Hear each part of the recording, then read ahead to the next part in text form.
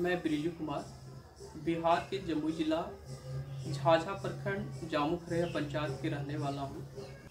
मेरा प्रारंभिक शिक्षा जवाहर नवोदय विद्यालय बरहट जमुई से हुआ है और 12th की पढ़ाई कंप्लीट करने के बाद 2016 में BHU में BFA के लिए एडमिशन हुआ। फिर 2020 में मास्टर्स के लिए 20 से 22 तक में मेरा मास्टर्स कंप्लीट हुआ और 22 के बाद मैं कुछ महीनों से अपना सेल्फ काम कर रहा हूँ as a instructor. Fine art जो है बेसिकली आफ्टर 12th कोई भी सब्जेक्ट से अगर आप 12th कंप्लीट करते हैं उसके बाद आप फाइन आर्ट का कोर्स कर सकते हैं। 5 सब्जेक्ट होते हैं: चित्रकला, मूर्तिकला, applied art, textile design, portrait ceramic. ये सारे जो है वो 5 सब्जेक्ट होते हैं। ये दोनों सब्जेक्ट जो स्ट्रक्चर आप देख रहे हैं मेरे बगल में, ये मैं बीड़ी मजदूर के संघर्ष को दिखाने के प्रयास किया हूँ। मैं स्टार्टिंग में बताया हूँ कि मैं बिहार के जमुई जिला से बिलोंग करता हूँ और वहाँ के आसपास के एरिया का मूल्य जो रोजगार है वो बीड़ी है। हमारे यहाँ बीड़ी का बहुत सारे, एक तरह से आप कह सकते हैं कि छोटे निम्न वर्ग के लिए वहाँ पे बीड़ी के अलावे और कोई उद्योग नहीं है। तो हमारे यहाँ की जो सारी महिलाएं होती है, आप हर घर में 2-4 ऐसे महिलाएं हैं कि इस काम से ये काम करती हैं। तो वही सब्जेक्ट पे मैंने ये काम दिखाने का प्रयास किया। इसमें एक महिला को मैं दिखाया हूँ कि वो एक चलने के फोर्स में दिख रहा है। तो उसमें ये है कि जब दिन भर सुबह से लेकर शाम तक अपने काम को जो बीड़ी बनाती है वो कंप्लीट करने के बाद, जब जिससे वो काम जिस कंपनी के अंतर्गत काम करती है उसको देने का जो कर्म है, जो एक फोर्स होता है जाने का, जाके टाइम पे देने का, वो इसके माध्यम से मैं दिखाया हूँ कि एक महिला जा रही है। फिर उसके जो हेड है वो एक ब्रांच के रूप में मैं दिखाया, एक ट्री का ब्रांच है। तो वो जो है कि वो जब काम करती है तो उसका एक सोच होता है कि हमें इस पैसे से कहाँ यूज करना है, राशन लाना है, फिर राशन का पैसा और जो सेविंग पैसा है वो कहाँ। तो उसकी जो सोच है वो एज ए ब्रांच के रूप में उसको एक थॉट में दिखाया हूँ। तो ये इसका सब्जेक्ट है। अभी अगर आज के डेट पे देखा जाए, अगर जो मतलब कमीशन वर्क कर रहा है जो आर्टिस्ट, उसके पास अगर आप पूछेंगे तो मेनली रूप से 2 तरह के काम आते हैं। अभी तो किसी के फैमिली मेम्बर का हो या जो फेमस पर्सनालिटी है उससे काम से रिलेटेड ज़्यादा काम आज के डेट में आता है। अब इन दोनों में भी आता है कि जो मेल का फॉर्म है, जो मेल है उसका ज़्यादा काम, मेरा जहाँ तक अनुभव रहा है अभी तक, मेल वाले का जो है किसी के मम्मी पापा में ज़्यादा पापा का काम आता है। इसका कहीं ना कहीं है कि समाज में आप देखेंगे कि पुरुष प्रधान देश रहा है। तो अभी भी हमें लगता है कि ये देश अभी भी पुरुष प्रधान कहीं ना कहीं पूरी तरह से ख़त्म नहीं हुआ। नहीं तो आप अगर देखने को मिलता जी ज़्यादा जो पुरुष का बन रहा है उसके तुलना में महिला का भी काम आता है। लेकिन अभी देखते हैं कि बहुत ज़्यादा किसी का पापा का ही बन रहा है, मम्मी का नहीं बन रहा है। इसका मतलब ये है कि अभी भी कहीं ना कहीं पुरुष प्रधान का प्रभाव देखने को मिलता है, चाहे वो फेमस पर्सनालिटी का हो या फेमस पर्सनालिटी में भी कह सकते हैं कि जो बड़े पर्सनालिटी रहे हैं वो पुरुष ही रहे हैं।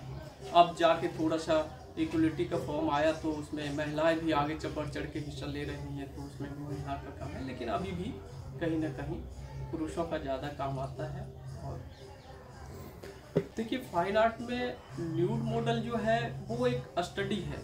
किसी भी कलाकार को अगर वो अच्छा काम करने वाला है या जो भी फाइन आर्ट के या कोई कलाकार है, तो एक फेज होता है जो उसको उस फॉर्म को स्टडी करना पड़ता है। और हमें नहीं लगता है कि जो फाइन आर्ट का स्टूडेंट होते हैं उसको न्यूड कहीं किसी तरह से, नॉर्मल इंसान के लिए वो अलग टाइप का भाव हो सकता है, लेकिन एज ए कलाकार या as a fine art student उसको अलग भाव नहीं आता है। उसको न्यूड मतलब एज ए बॉडी पार्ट है, उसको स्टडी करते हैं। और स्टडी करना भी जरूरी है। अगर आप स्टडी नहीं करेंगे तो आपके काम का जो स्ट्रॉन्गनेस है वो खत्म हो जाएगा, मतलब आपको वो फॉर्म नहीं आ पाता है। तो इसलिए जरूरी होता है। लेकिन अभी अपने यहाँ के बहुत सारे सेंट्रल यूनिवर्सिटी है जिसमें न्यूड का स्टडी नहीं होता है। विदेशों में जो भी है विदेशी कल्चर रहा है न्यूड स्टडी का, वहाँ पे अभी भी होता है, बहुत अच्छे से होता है। लेकिन अपने यहाँ बहुत कम होता है। गिने चुने यूनिवर्सिटी है, जैसे JJ में अभी चल रहा है, कुछ प्रचलन है, वहाँ पे होता है। कुछ साल पहले शांति निकेतन होता था, लेकिन अब देखने को मिल रहा है वहाँ भी नहीं होता है। हमें BHU से है, यहाँ तो हुआ ही नहीं है। तो कुल मिला के कह सकते हैं कि हमारे देश में अभी न्यूड स्टडी का बहुत ज़्यादा प्रचलन है नहीं। लेकिन एक कलाकार के लिए न्यूड स्टडी जरूरी होता है और वो होना चाहिए, क्योंकि ये जब तक आप स्टडी नहीं करेंगे तो किसी भी नॉर्मल इंसान का या कोई भी आर्ट फॉर्म को बहुत अच्छा से आप समझ नहीं पाएंगे। तो ये स्टडी करना ज़रूरी होता है। तो न्यूड स्टडी जो है उस पर देखिए कि हम बेसिकली क्या दिक्कत है कि अभी तो अगर यूनिवर्सिटी में उस तरह की प्रावधान है नहीं, जहाँ किसी यूनिवर्सिटी में है तो वो अपने फंड के अनुसार कर रहे हैं। दूसरा है दिक्कत क्या हो रहा है कि आज के डेट पे न्यूड मॉडल नहीं मिल रहे हैं।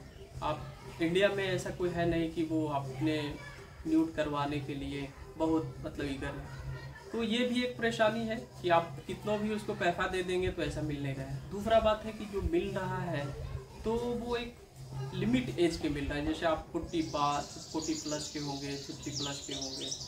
तो कहीं ना कहीं एक जो रूढ़िवादी है वो है आर्ट में कि आप।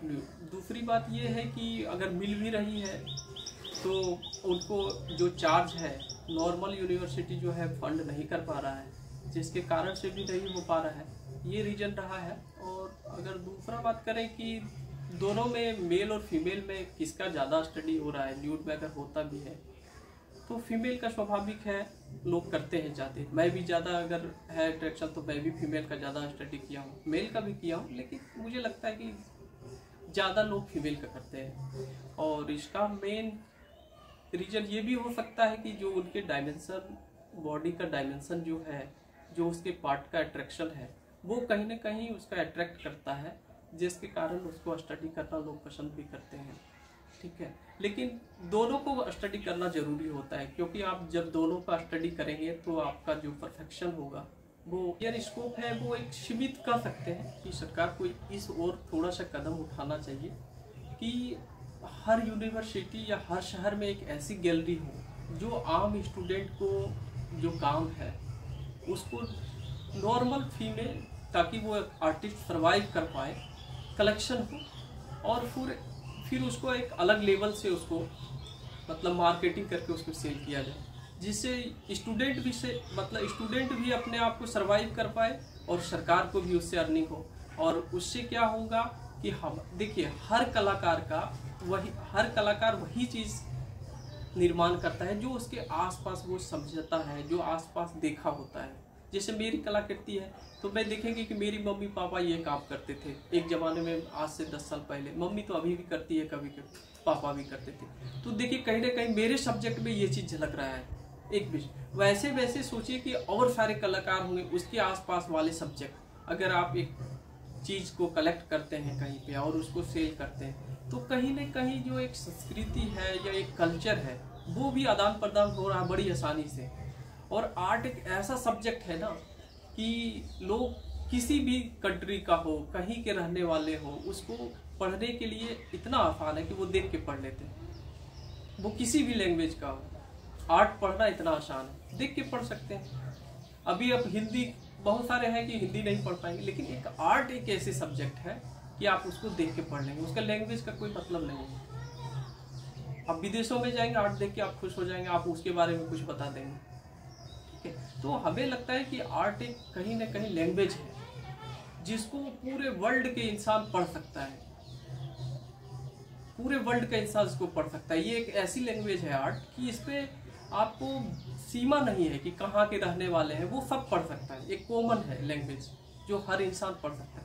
तो आप समझिए कि बहुत सारे आर्टिस्ट का आप अगर कलेक्ट करते हैं और वो हर एक आर्टिस्ट अलग अलग जगह से बिलोंग कर रहा है, तो आप समझिए कि हर जगह की संस्कृति एक जगह आप कोलैबोरेट कर रहे हैं गैलरी में, फिर बाहरी लोगों को आप सेल कर रहे हैं या उसमें से जो कर रहे हैं। तो ये हमें लग रहा है कि एक बड़ा अच्छा कदम होगा सरकार किया जाए तो। और ये तो हर शहर में होना चाहिए। अगर किसी शहर में है, वहाँ के जो आर्टिस्ट है क्या कर रहे हैं, एक जगह देखने को तो कम से कम मिलेगा। अगर काम सेल नहीं हो तो विजिटर के रूप में भी तो कलेक्शन हो सकता है कि ये देखिए ये आर्टिस्ट, उसका नाम मेंशन हो, उसका 4 ही काम रखिए किसी कलाकार का, कुछ तो फंडिंग उसको मिलेगा। और इससे क्या होगा कि जो एक व्यूवर आप कलेक्ट कर रहे हैं, लेकिन ये है कि इस और कदम उठाएगा कौन? अगर ऐसा कदम उठाए तो हर शहर में एक गैलरी टाइप का हो जाए, एक म्यूजियम हो, नॉर्मल भी जो है। जैसे अभी देखेंगे भारत कला भवन BHU में, तो ये क्या है, ये एक ट्रेडिशनल रहा है, गुप्त काल का, मौर्य काल का, शुंग काल का, ये सारे स्ट्रक्चर। अब वर्तमान काल का भी तो कोई कलेक्शन हो, कि अभी हमारे कोई थॉट नहीं बचा है, अभी भी थॉट है, बहुत सारे लोग कलेक्ट कर रहे हैं। तो नए लड़के के, नए कलाकार का क्या है, उसका क्या संग्रह हो सकता है। तो ये कदम है कि आप एक कलेक्शन हॉल या गैलरी टाइप का कुछ बनाइए,